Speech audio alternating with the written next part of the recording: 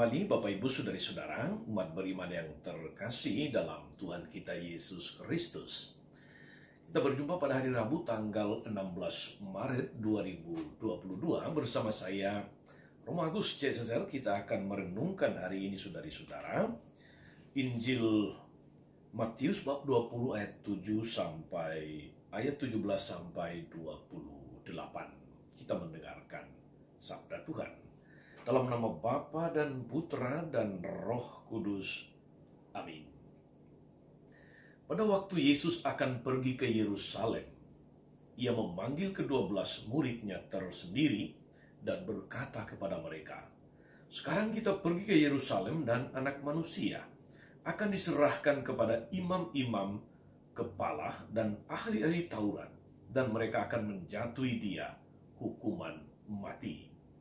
Mereka akan menyerahkan dia kepada bangsa-bangsa yang tidak mengenal Allah, supaya ia diolok-olok, disesah, dan disalibkan.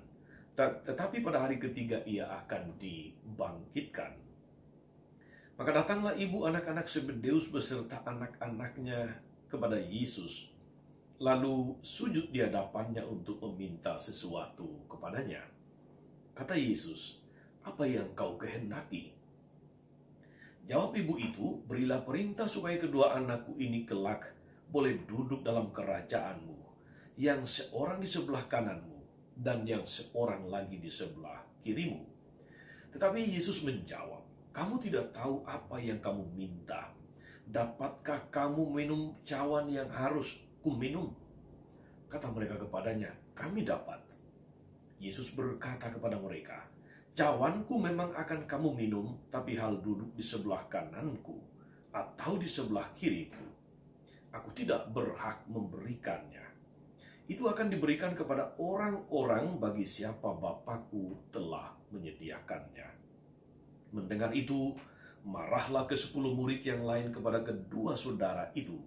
Tapi Yesus memanggil mereka lalu berkata, "Kamu tahu bahwa pemerintah bangsa-bangsa memerintah rakyatnya dengan tangan besi, dan pembesar-pembesar menjalankan kuasanya dengan keras atas mereka. Tidaklah demikian di antara kamu. Barang siapa ingin menjadi besar di antara kamu, hendaklah ia menjadi pelayanmu. Dan barang siapa ingin menjadi terkemuka di antara kamu, hendaklah ia menjadi hambamu. Sama seperti Anak Manusia, ia datang bukan untuk dilayani, melainkan untuk melayani dan untuk memberikan nyawanya menjadi tebusan bagi banyak orang." Demikianlah sabda Tuhan. Bapak Ibu, saudari-saudara umat beriman terkasih dalam Tuhan, saya ingin mengajak kita hari ini untuk merenungkan tentang cawan, tentang piala. Kita tahu piala, Bapak Ibu saudari-saudara, kalau kita mengikuti macam-macam perlombaan, kompetisi, pertandingan, atau apapun namanya, seringkali orang yang menjadi juara mendapatkan trofi dalam rupa piala. Piala di sini menjadi simbol prestasi, simbol sebagai seorang pemenang, simbol sebagai orang yang layak untuk populer karena prestasinya, simbol dari status yang kemudian dicapai sebagai sang juara, sebagai yang paling jago, dan sebagainya. Tentu saja kita tidak asing dengan piala dalam macam-macam kegiatan, dalam macam-macam pengalaman. Kita temukan situasi di mana piala selalu punya makna sebagai simbol prestasi, simbol power juga, simbol popularitas. Saudari-saudara, hari ini kepada kita Yesus menawarkan piala, atau dalam bahasa Injil tadi, cawan. Dalam bagian Injil yang lain disebut piala. Sama saja sebetulnya piala dan cawan. Saudari-saudara, piala atau cawan yang ditawarkan Yesus sangat berbeda dengan makna piala yang saya katakan di awal tadi. Sebab piala yang Yesus tawarkan merupakan simbol pengorbanan, simbol penderitaan, bukan sebuah simbol prestasi, tetapi sebuah simbol kesiapsediaan untuk menderita, siap sedia untuk berkorban demi yang lain. Kepada ibu dari anak-anak Zebedeus yang meminta supaya nanti dua anaknya, yang satu duduk di sebelah kiri, yang satu di sebelah kanan, Yesus mengatakan, Yesus menanyakan, dapatkah kamu minum cawan yang harus kuminum? Yesus tidak memaksudkan sebuah trofi atau prestasi, tetapi sebuah tindakan pengorbanan melalui salib, menumpahkan darahnya untuk keselamatan kita. Dan mereka bilang, kami dapat, karena pikiran mereka masih tentang piala sebagai simbol kemenangan, simbol juara, simbol status dan kedudukan. Saudara-saudara, umat beriman terkasih dalam Tuhan, piala itulah yang kemudian oleh Yesus diperjelas lagi dengan mengatakan dalam bagian akhir Injil tadi, saudara-saudara, bahwa barang siapa ingin menjadi besar di antara kamu, hendaklah dia menjadi pelayanmu. Barang siapa ingin menjadi terkemuka, hendaklah dia menjadi hambamu. Di sini kelihatan bahwa simbol piala yang ditawarkan Yesus kepada kita itu adalah simbol piala perendahan diri, piala pengorbanan, piala kerendahan hati untuk siap menjadi hamba, menjadi pelayan bagi yang lain, siap berkorban. Dan itu bukan yang dipikirkan oleh anak-anak Zebedeus, tapi juga para murid yang lain. Saudara-saudara, umat beribadah terkasih dalam Tuhan, dunia kita saat ini senantiasa, entah sadar atau tidak sadar, mengajak kita untuk bersaing satu sama lain, berkompetisi satu sama yang lain. Sejak kecil kita sudah dipacu untuk bersaing, supaya kita mencapai, supaya anak-anak mencapai prestasi terbaik. Tentu tidak salah. Namun ada sesuatu yang seringkali tidak disadari, bahwa orang menjadi juara, menjadi lebih terkemuka, terdepan, sementara yang lain tidak ikut diangkat, tidak ikut diajak ke sana. Pokoknya saya menjadi yang terbaik. Masalah kamu kalah atau tidak berhasil itu urusanmu. Saudari-saudara terkasih dalam Tuhan, orang lain kita anggap sebagai saingan. Orang lain kita anggap sebagai bukan tanggung jawab kita. Dunia menawarkan kita seperti itu.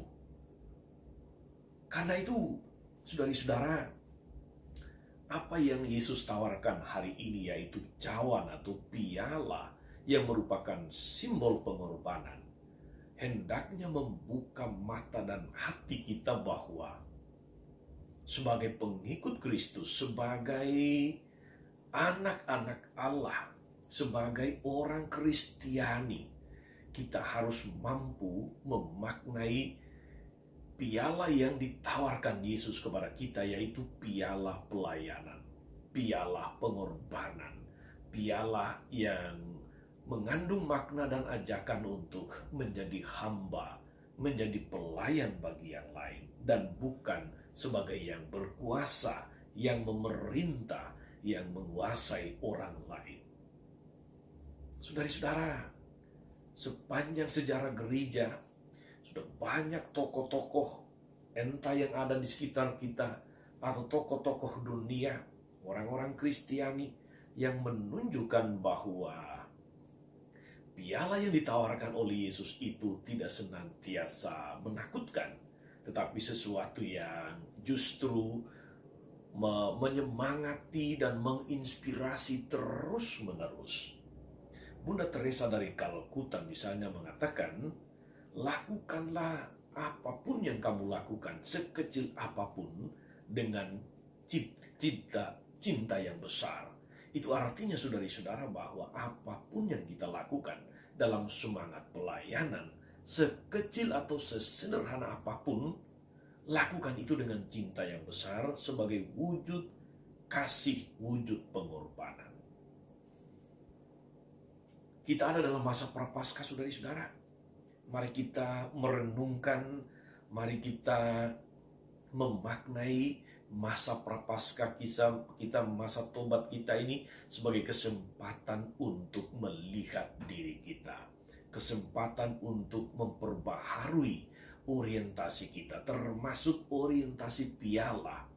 Yang tidak hanya sekedar mengejar piala sebagai simbol kesuksesan, simbol prestasi, tetapi lebih-lebih dalam semangat Kristiani mengejar piala sebagai sebuah ungkapan pengorbanan, sebuah ungkapan pelayanan tanpa pamrih, sebagaimana Yesus sudah menunjukkan contoh kepada kita. Aku datang bukan untuk dilayani, tetapi untuk melayani. Saudari-saudara terkasih, selamat melayani, selamat ambil bagian dalam piala Kristus, yaitu piala pelayanan, piala pengorbanan, termasuk kesiapsediaan kita untuk menerima konsekuensi dari pelayanan ketika kita misalnya tidak mendapatkan ucapan terima kasih. Ketika apapun yang kita lakukan dengan tulus, barangkali orang tidak anggap, orang tidak memberikan apresiasi, orang tidak, katakanlah, kurang menghargai. Mari kita hayati itu sebagai piala pengorbanan. Yang penting adalah hati yang ingin melayani. Segala sesuatu yang lain sebagai dampaknya, sebagai efeknya, sebagai konsekuensinya, kita terima juga dengan hati yang tulus. Selamat melayani. Tuhan Yesus memberkati. Maria Bunda selalu menolong, setia mendoakan kita semua. Amin. Allah Bapa yang penuh kasih, kami bersyukur atas piala yang Kau tawarkan kepada kami. Simbol pengorbanan, simbol penderitaan. Seringkali kami menghindari salib, menghindari piala, menghindari pengorbanan. Karena kami mengejar prestasi, kami mengejar juara, kami mengejar kedudukan, kehormatan. Ampuni kami Tuhan, dan kuatkan kami, agar kami boleh memiliki semangat melayani sebagai hamba, hati sebagai hamba, supaya kami senantiasa melakukan segala sesuatu dengan tulus, dengan rendah hati, sebagai bagian dari partisipasi kami di dalam meminum cawan penderitaan-Mu sendiri. Ingatlah akan semua orang yang berharap kepada-Mu Tuhan, mereka yang sakit dan menderita, mereka yang sedang dirawat, entah karena COVID ataupun penyakit-penyakit yang lain. Berkati mereka dan seluruh intervensi medis yang dilakukan. Tuhan, kepada-Mu kami serahkan segalanya, supaya Engkaulah Tuhan dan pengantara kami sepanjang segala masa. Amin. Saudari-saudara sekalian, berkat Allah turun atas saudari-saudara, atas mereka yang kita doakan atau kita janjikan doa mereka yang sakit dan menderita. Segala rencana, karya, dan pelayanan hari ini, Bapa dan Putra dan Roh Kudus. Amin. Jangan lupa like, subscribe, nyalakan lonceng notifikasinya. Salam 52, Tuhan memberkati.